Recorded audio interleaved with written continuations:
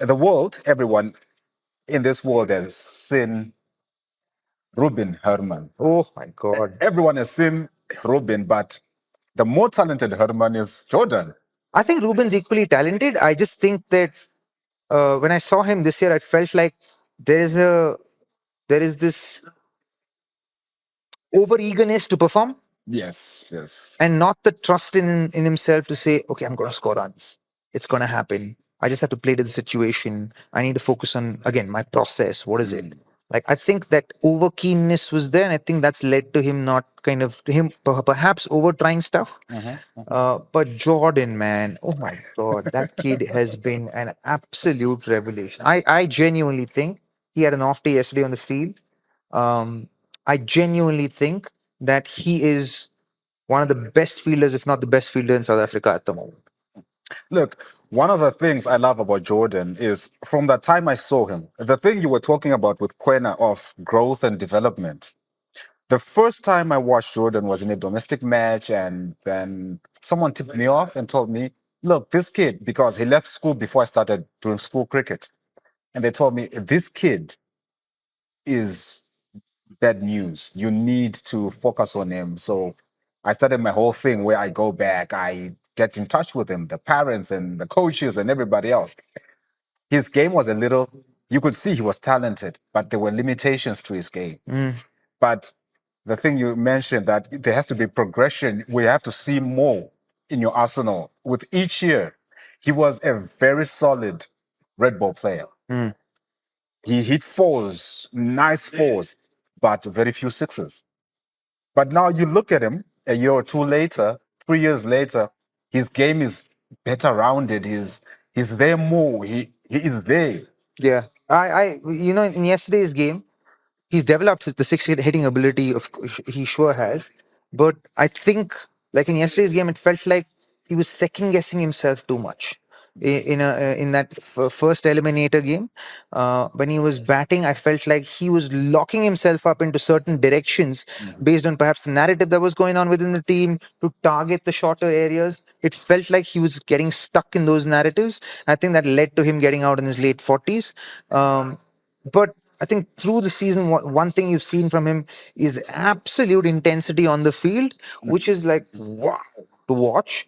And secondly, his batting, the ownership with which he bats, the way he absorbs pressure when he's batting. For me, that has been the revelation in him. And the fact that he's actually an opening batter batting at number 4 in a T20 game or number 3 in a T20 game and still scoring runs. At number 3 is still easy, but number 4 is not easy, right? You need to up the ante. You need to, like, irrespective of what the score is, you need to bat at a certain nip. And I think he does that really well.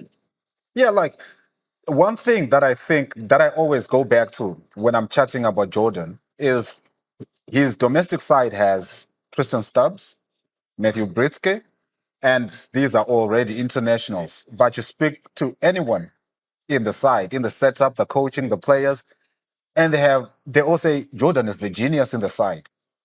So, when there's that high praise and you're like, if you are not watching him, you're like, you're really missing out. Yeah. He is that kid. And what I also like is from the time I started to know him in this game, you keep track of things like his work ethic off the field. And it's he's moved away, which I like. He's moved away from quantity to more quality based because these youngsters at 23, 22, most of them, it's the number of balls they are hitting. Yeah. How many balls am I hitting? Am I hitting a target or whatever? But you have to go from that to more structured and more, how can I used to have this term on the tip of my tongue. Now I can't find it. It's fine. Take your time. Like very precise practice. Yeah. Where you are happy to make the mistakes because you go back. You are not trying to finish the practice. You're just Yeah. trying to perfect the. Yeah. The Yeah, so you're process. basically trying to figure out what your process is, and then you're trying to just develop that and kind of incubate it in practice rather than just blindly practicing without a purpose, basically. Yes, yes, very targeted. Yeah. Yes, targeted practice. And that's what I love about him that, you look at him, you see the process, you see that it's now process driven. It's not to fulfill a quota or whatever. And I have to say, like his father, I I'm still hurt that he has not yet gotten the attention of the national selectors because I think he has the ability to add value. Yeah, He's that 100%. guy. Like, I would say IPL teams should be looking out for him. Like, I think if you want a solid middle order bat who will win you matches and feel like a gun, Herman is the guy. Yeah, yeah, precisely. But Luandre, he has had a mixed season. But I'll tell you, second season generally is the toughest season for any young batter, right? The first season you're a novelty, you're an unknown commodity. So whatever you do, even the analysts don't have a clue, right? Yes, yes, But in the second season, the analysts know exactly where you struggle, exactly where you're quiet, and that is where people start targeting you. Now, what does that mean for a player? It means for a player, even a youngster, to go back to the drawing board after a successful season and observe his batting and see videos of his batting, film of his batting, and see where he's been quiet.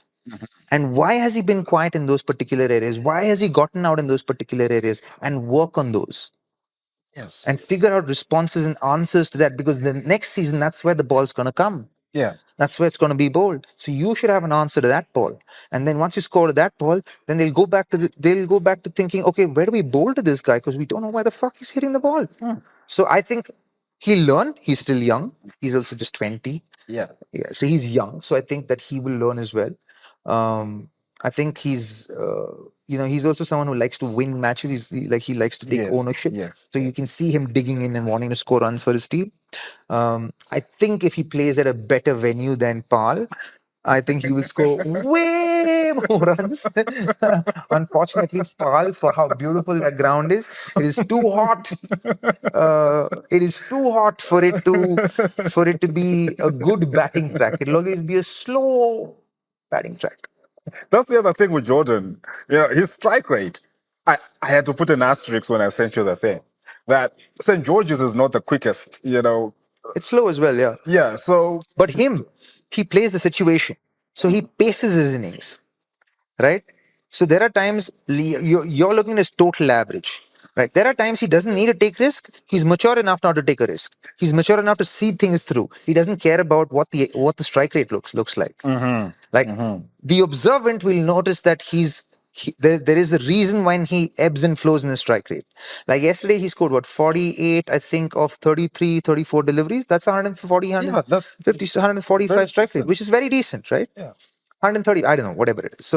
So it's on 120. So he was trying to bat at a better nip. So for me, I think he's got the maturity to move between percentages Yeah. of strike rate, and I think he'll only get better as time goes by.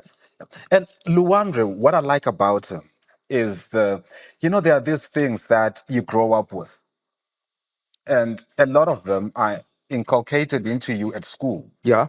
And his first school was St. Stithians. And while he was there, he was one of two excellent batters. So it de- the pressure was on him or Richard Seletswane to carry the team. So he had that burden on his shoulders. And well, St. Stithians is a great school, great facilities, great culture, cricketing culture, and everything else. That's where Rabada came from. And so, but then they didn't have a strong betting lineup. It was okay, Who's but the not second strong. kid?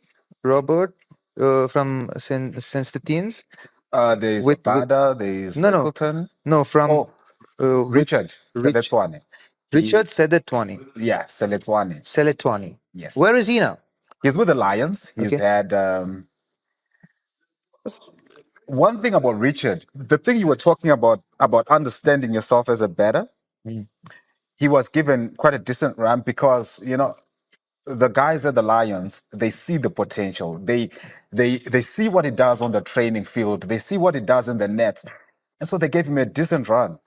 But it was always the same thing with him. When I'm watching his matches, he gets a start, gets to his 20s, 30s.